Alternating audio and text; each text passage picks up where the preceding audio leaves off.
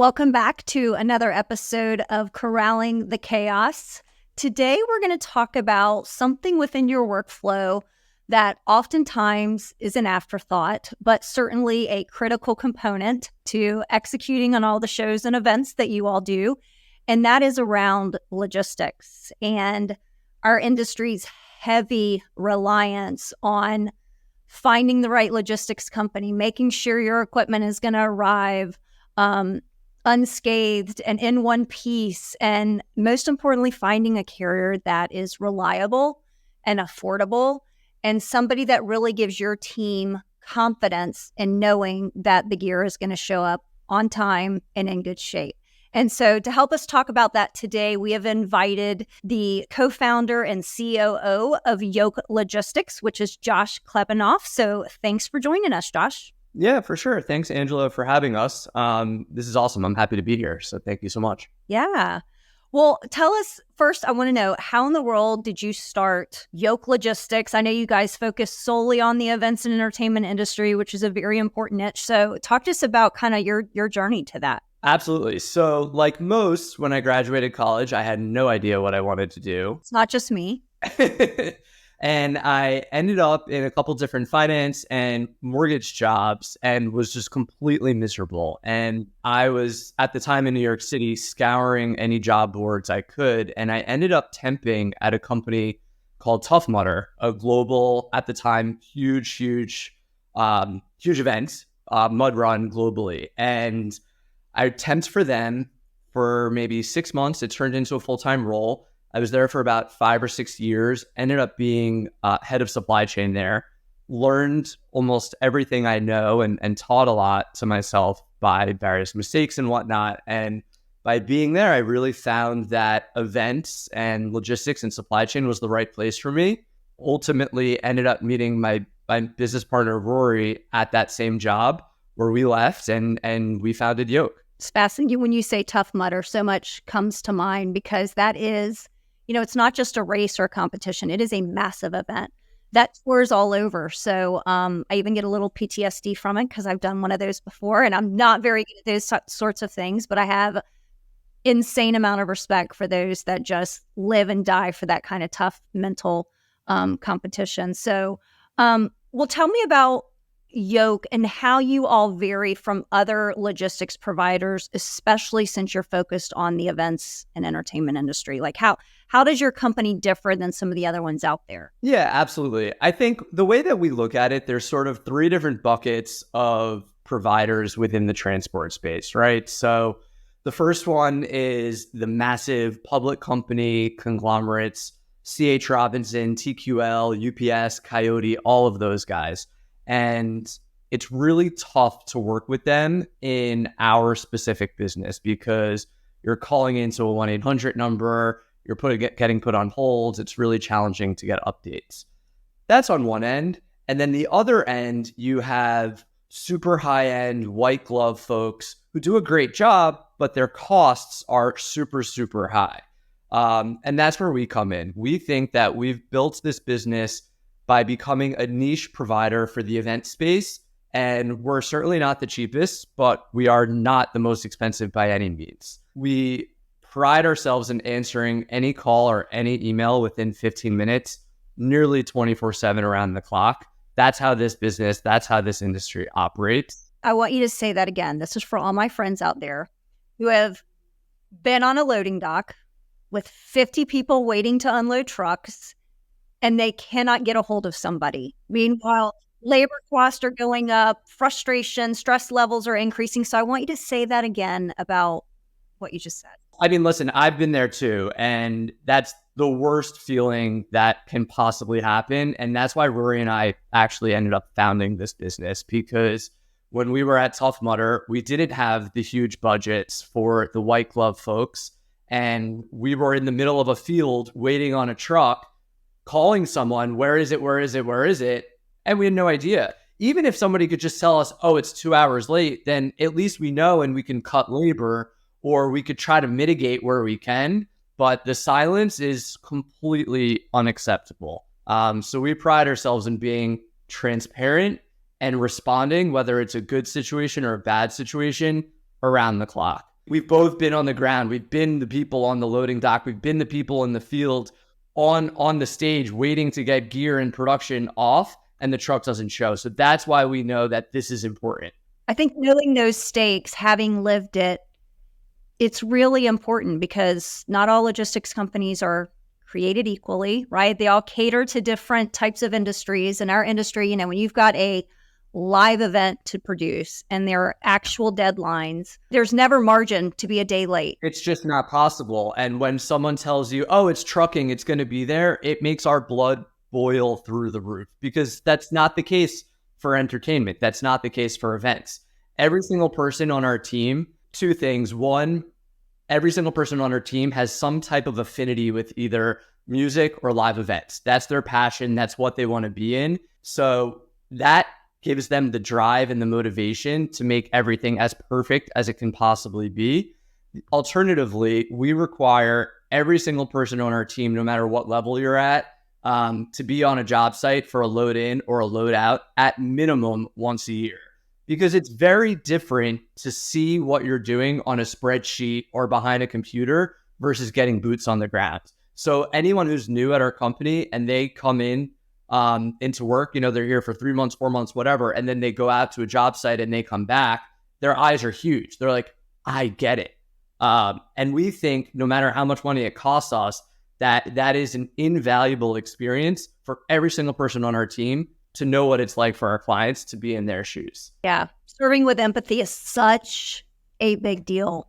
If you can empathize for the position they're in and have lived it, it's really hard to serve them in the best capacity. 100%. And the icing on the cake and why we really got our start, and Rory really prodded me, was we have to do this, was there was an event for Tough Mudder in Atlanta, and it was Saturday morning event, gates at 5 a.m., and the merchandise truck that was supposed to be there on Thursday wasn't showing. And every hour, oh, it's going to be there, it's going to be there, it's going to be there. It did show up 6 a.m. after gates on that Saturday morning. So we had to build the tent and do all of it. But our dedication is the same now as it was then. Rory had slept in the mobile mini on site, waiting for the truck, because if it showed up at any hour, you got to get the merch tent up and you got to sell those t-shirts, right? So our dedication to events and our business and our clients is the same today as it was 10 years ago when that was the case. And we know those things still happen, and we pride ourselves in trying to avoid that from never happening. Yeah, I think that LASSO's in the same scenario you are. I think the best businesses are those that are born out of a problem that you had personally and then went to go solve. So I think that really speaks volumes. Well, as you think about these event companies, setting you up for success, which again then sets them up for success. So what can event companies do to facilitate a really great experience when it comes to shipping their gear? Communications. Communication is so massively important. It does sound a little silly because on a lot of calls like this and a lot of these types of conversations, we always go back to it. At our postseason recaps and our preseason kickoffs, we always talk about comms. And it's something that when you're in the middle of August, in the height of the event season, it goes out the window. And that's when things can start to get a little bit crazy. So to make things better, we really rely on our clients to give us all of the details on the front end that they possibly can. And that can mean a myriad of different things for many different clients, right? So if there's clients that are out on a tour, give us the schedule beforehand and we'll work on the back end to organize everything as possible. If there's clients that are doing one-off shows or they're loading gear onto a cruise ship, or if they're loading gear into the middle of Iowa for a festival, let us know when, let us know where, let us know how. Those are the key components that we need to appropriately service your gig to make sure everything is on time, safe, and on budget, because those are the three things that are the most important. What about lead time? How important are lead times for you all? And do you have recommended lead times, kind of best practices? Yeah, so we like to know everything. I mean, listen, at the end of the day, the more lead time, the better, whether it's logistics or any type of business whatsoever. But we also have to be realists and we understand how this business works. both working in it from a logistics perspective for a decade, as well as being boots on the ground. So we are acutely aware that an event site could be a trading floor. People are getting another gig, changing their quantities, changing the orders. They lost a gig. They have to change the routing. So we work on the fly as much as we can. That being said, those changes are maybe 30 or so % of the time. Most of this is pretty set in stone, right? So if we can know all of the details when our client knows them, that helps us tremendously. But we always like to say, if we can have 48 hours notice for anything, that lines everyone up for success. 48 hours notice does not mean 6 p.m. on Friday, hey, I have a 6 a.m. loadout on Monday morning. That happens all the time. And that's when costs get higher and services go down, because you're working with bottom of the barrel folks who can make that happen in that timeline, right? So the more notice that we can have within that 48-hour window, the better we could do, both from a service perspective, from a timing perspective, and most importantly, from a budgetary perspective.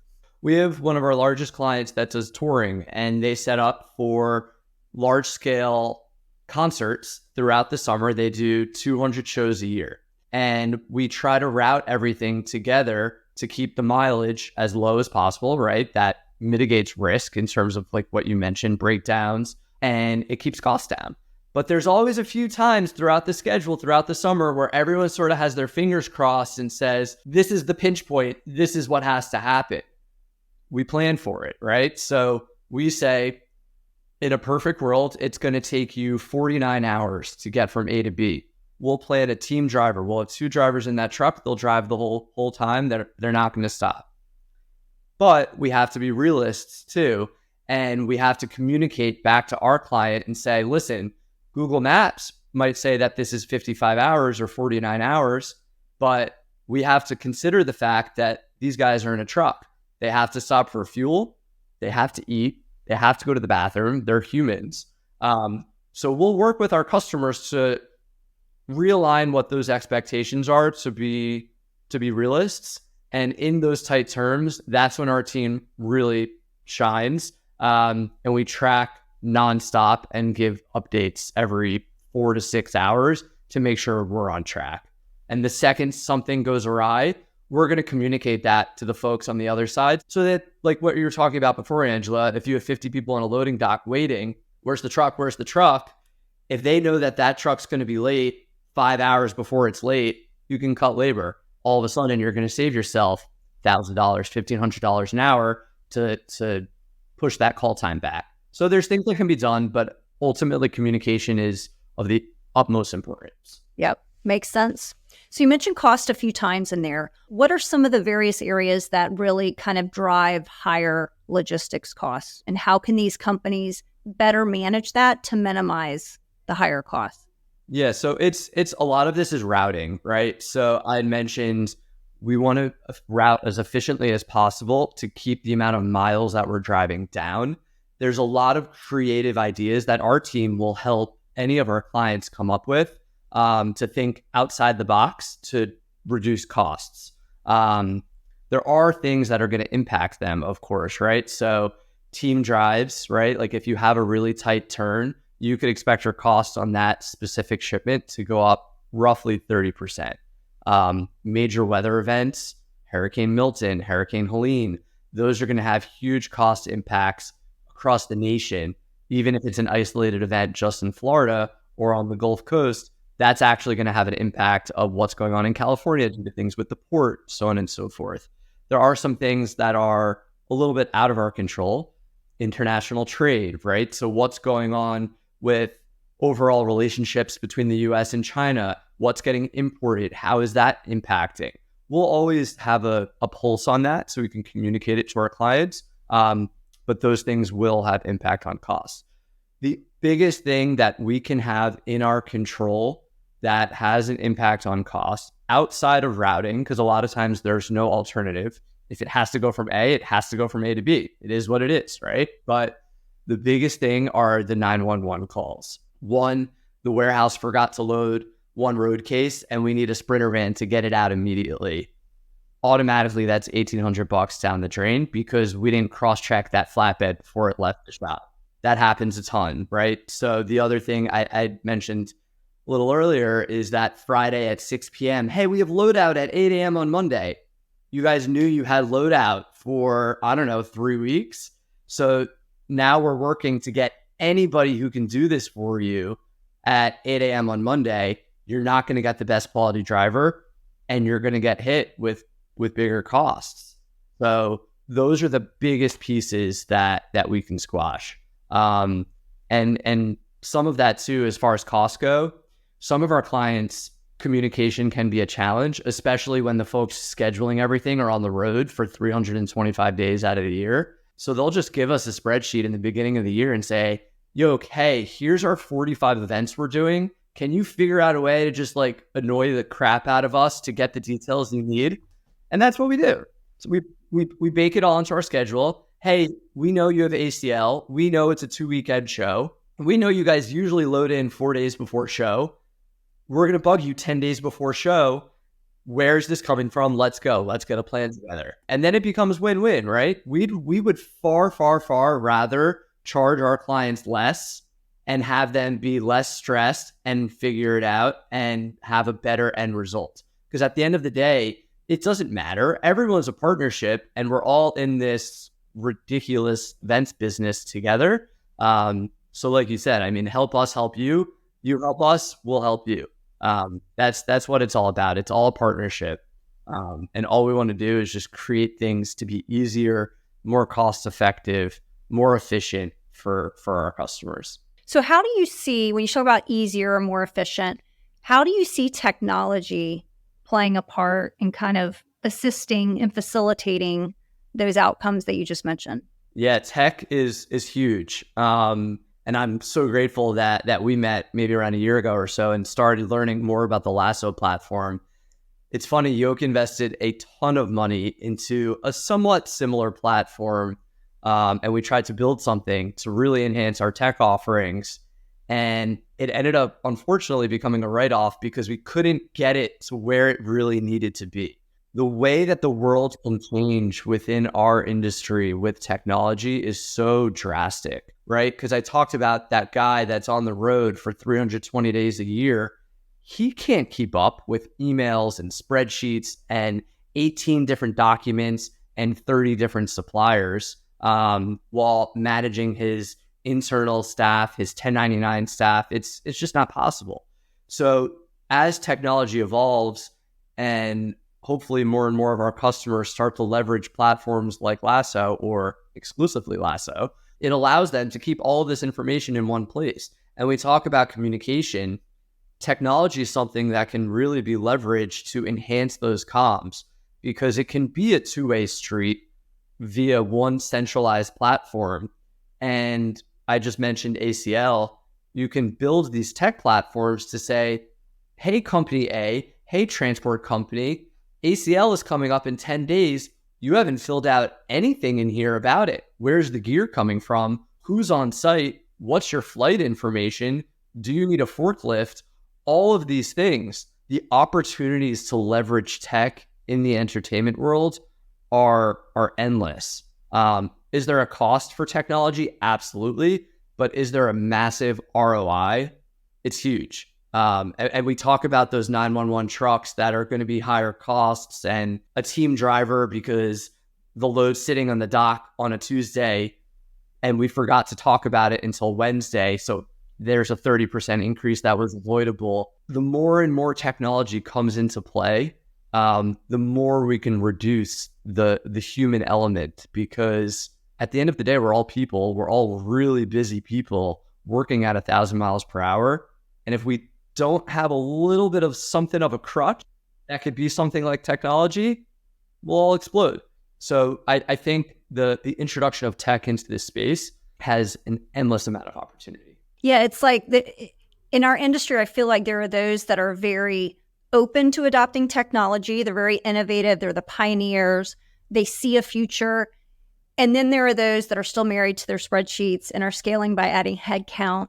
And the reality is you're going to either pay for it now or pay for it later. And what I mean by that is either invest in the technology now and save yourself the headaches later and the mishaps, or don't invest in technology, continue doing what you're doing, but you just mentioned those last minute surcharges, the mishaps that happen, you end up paying for it later 10 times more versus being tech enabled. So I think that's just a shift that we're seeing in the industry where more and more people are learning to adopt technology, not because they want to, because they have to survive, to be a company people want to come work for, to be a company who's cutting edge, to be able to sell your services, you need to be tech enabled. And so I love that logistics companies, specifically like Yoke, are now tech enabled versus the old school way of calling and everything being manual and not having any tech enabled aspect of the process. I think it's just really important. So it's fun to meet another company who's also kind of cutting edge and really kind of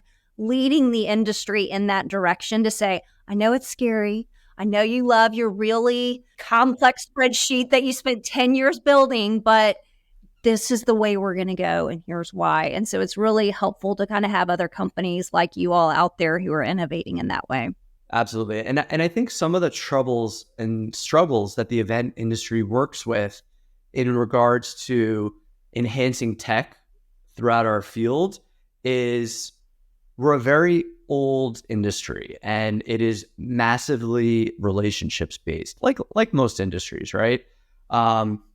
But when I say relationship based, I mean there's a guy who knows a guy and picks up a phone and the job gets done. And that's how those people have operated for 20, 30, 40 years in this world. So to get that person to get out of his phone where it says Josh shipping guy and call him and make this happen, he's got to work on his computer or on his iPad or whatever it might be to convey this information. So Josh shipping guy doesn't only know it, but Rebecca in accounting also knows what's going on. So there's no surprise when an invoice comes through. And it's just such a good way to streamline everything. But I do think one of the biggest struggles that we see right now in the entertainment space is an antiquated business and folks who are so used to operating in this capacity. So to change that, it's sort of a little bit like a changing of the guards. To change that and get them more accustomed to tech is one of the biggest challenges. And we see that too with a lot of our clients. They just, hey, will you work off of this shared sheet or whatever it is? Oh, no, we'll just keep doing it the way we're doing it. I'm like, okay. Like you mentioned, you're going to pay for it over and over again. Nah, it's cool. Like we don't want to do that. I'm like, at some point you're going to have to. That's right. You don't go kicking and screaming. There's an easier way. So, well, I want to wrap up with, I'd love to hear if you have a story that you can share when something went really wrong for an event, and what did you and or your client learn from that? I think you probably know. After being in events for a while, I've been doing this for a little over a decade. Problems happen. So before, when I looked at these questions, it was like, which one do I talk about? Because there's so many learnings. But a couple of years ago, we unfortunately had a trailer that had flipped on the way to, and I won't name client names or artist names, but we had a trailer that had flipped for the stage on the way to a big show. Things happened. The driver took the on-ramp too fast, and the trailer tipped. Knock on wood, the driver was okay. He walked out unscathed. The gear, however, was not. And this was, of course, one of those, like you mentioned before, Miami to San Francisco, no room for error. What did we learn? There always has to be some type of either A, contingency plan, or B, equally as important, access to contingency gear, because things are going to happen. So what happened in this instance? The trailer flipped. Our first immediate reaction was check on the driver. Is he okay? Our second plan of action is communicate to the customer, let them know what's going on, and work together. It has to be about teamwork in building a solution that is a win for everyone. So what did we do? We located the gear across North America. We found it in Canada, had to cross border, get it to the job site, had welders on site for 3 days, 24/7 around the clock, re-welded the gear, built the stage, got an engineer on site to give final sign off because everything was in different condition. Down to the wire, we got the green light and the show happened and the artist never knew. it all comes together. And like you said, the show must go on and everything seems to happen. Certainly a stressful time, but the big learning about that is teamwork. Like you mentioned before, you can't reach them on the phone. You can't reach them on the phone. You can't reach them on the phone. Our team will never hide behind a problem. Transparency has to be the number one thing in this business. Events are stressful and they have to be about teamwork and people working together. The immediate thing that we want to check on is safety and B, communicating with the client and figuring out a game plan together, because working together, you'll get to an end result way better than just being siloed and someone hanging up on you and say, that should have never happened, figure it out.